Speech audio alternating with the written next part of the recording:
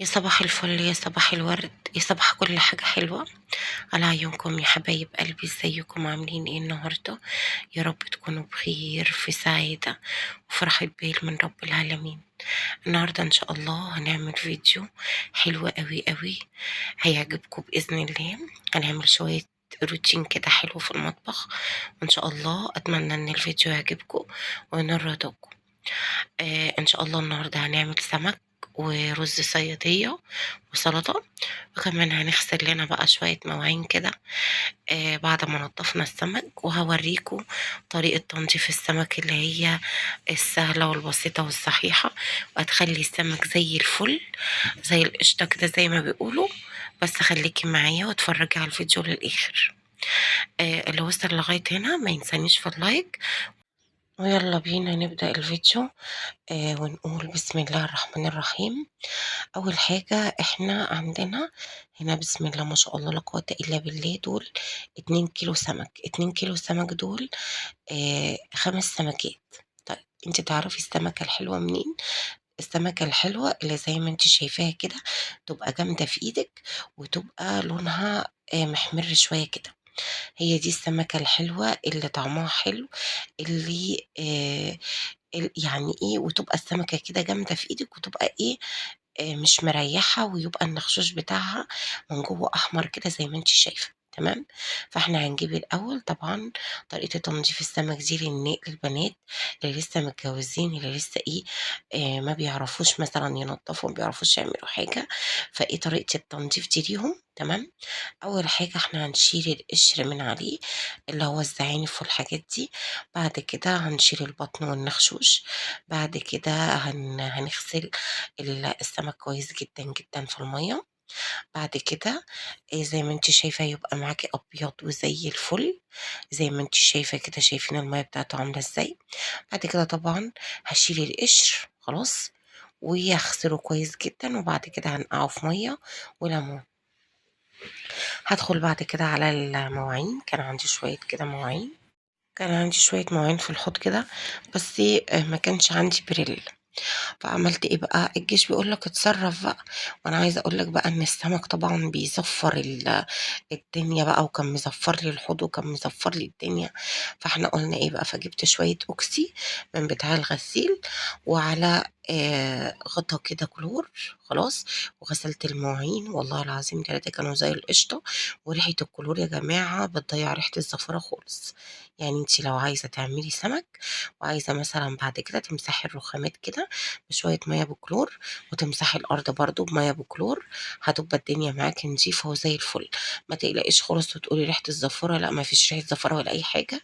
وخلّي بالكم والله أنا يعني لمّا باعمل السمك في البيت سبحان الله بيبقى أحلى بكتير من يعني لمّا باشتريه من برّه. وهتشوفوا معايا التتبيلة دلوقتي حاجة كده حلوة جدًا، جدًا. شايفين الكوبايات عاملة إزاي من الأوكسي، مخلّيه زي الفل، زي الفل، ما شاء الله لا قوة إلا بالله، مخلّيهم كده شمعة منوّرة. هنعمل التتبيلة دلوقتي مع بعض. بُصّوا، راس توم أنا قشّرتها تمام، وعندِك ليمونتين هتعصريهم كويس جدًا، حتى التفل بتاعهم ده هتنزّليه. أنا مش عايزاكِ تسيبي حاجة خالص في الليمونة، تمام. يعني أنا مش عايزاكِ تسيبي حاجة خالص في الليمونة، تعصري الليمونة كده كويس جدًا، جدًا أهو، لحد ما تنزّلي حتى التفل اللي فيها ده، تمام. هاعصر ليمونتين بنفس الطريقة، وبعد كده هنتبّل دقة التوم. أنا عايزة دقة التوم كده تبقى حنطة وتبقى حلوة. فإحنا الليمون، بُصّوا تتبيلة السمك أقول لِك ليمون وملح وشطة وكمون وكزبرة ناشفة خلاص كده، ومعلقة خل، هتاكلي أحلى تتبيلة للسمك.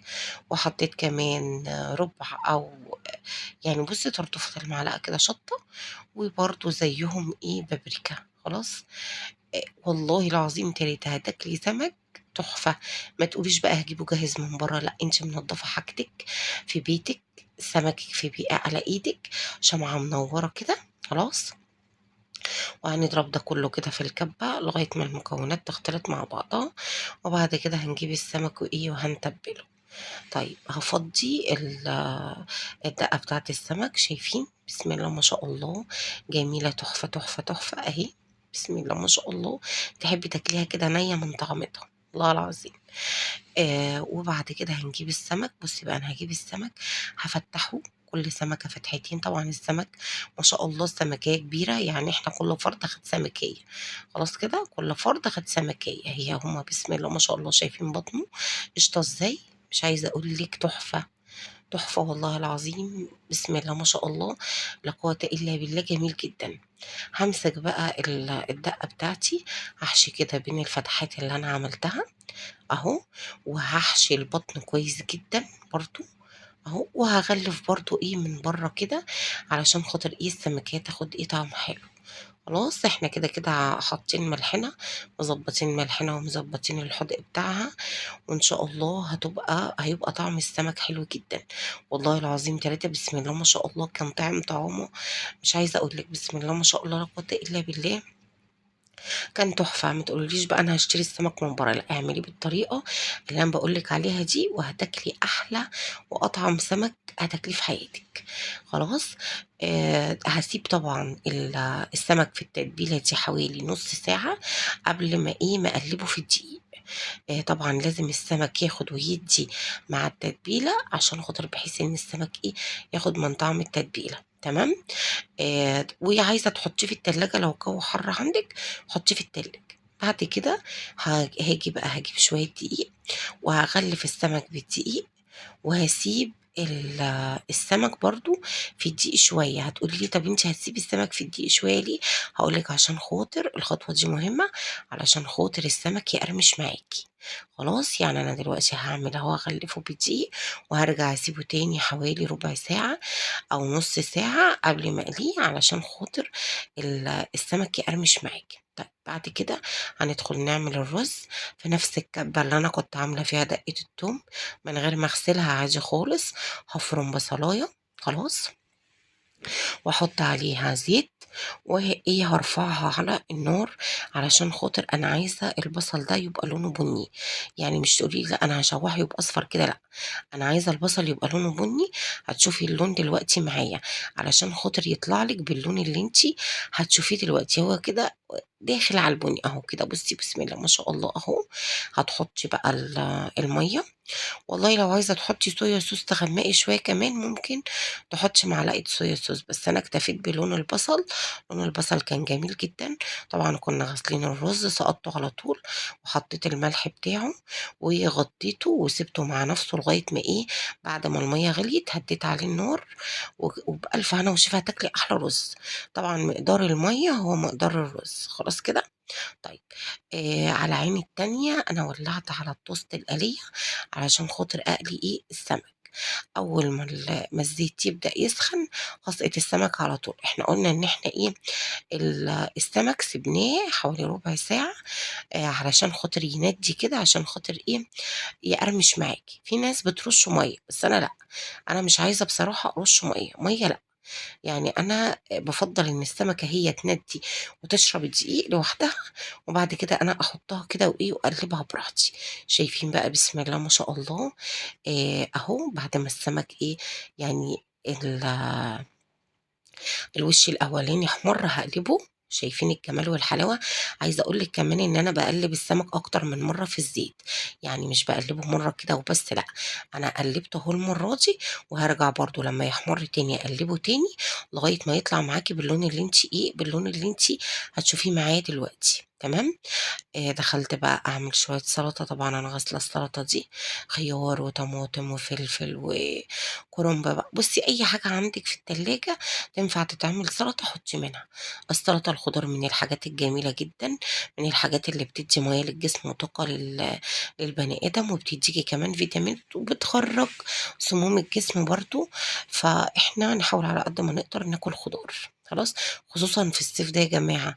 في الصيف ده ونشرب مَيّة علشان خاطر برضه الإيه، قصة الجفاف دي، تمام؟ فأنا هنا إيه، عملت السلطة أول حاجة قطّعت الخيار وبعد كده الطماطم والفلفل تمام، وعملت أحلى طبق سلطة إن شاء الله. حدّقتيها إزاي؟ أنا حطّيت عليها عصرة ليمونة، حطّيت عليها شوية ملح، حطّيت عليها يعني نقطتين 3 خَل كده، تمام. عايزة تحطّي عليها كزبرة ناشفة، كمون، بتبقى طعمها حلو جدًا. عايزة تضيفي حبّة شطة ومعلقة زيت، بتبقى حلوة أوي. دي تتبيلة السلطة، يعني هتاكلي أحلى سلطة بالتتبيلة اللي أنا باقول لِك عليها دي، إن شاء الله. وبألف هنا وشفا يا رب على قلب اللي كان. بُصّي، أنا هنا قطّعت خلّصت أهو السلطة، خلاص. هندخل بقى إيه، هاورّيكِ بقى دلوقتي السمك لونه كان عامل إزاي. زي ما أنا قُلت لِك، طول ما السمك على النار تقدري إنِّك تقلّبي فيه مرّة و2 و3 علشان خاطر يطلع كده لونه حلو وشكله حلو، وكمان يطلع مستوي، لإن السمك ما شاء الله حجمه كبير وحلو، فإحنا عايزين إيه، ناخد أحسن النتايج. أهو شايفين بقى، بُصّوا السمك لونه عامل إزاي، والرز تحفة أهو.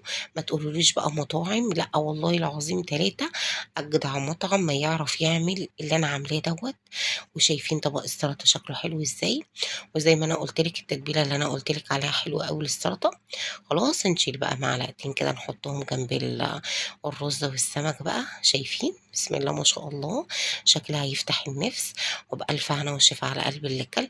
أنا عايزاكِ تجرّبي وتشوفي الطريقة، إن شاء الله هتعجبِك وهتنول رضاكِ، وإن شاء الله هتاكلي أحلى سمك مقلي، أحلى سمك بياض مقلي بإذن الله.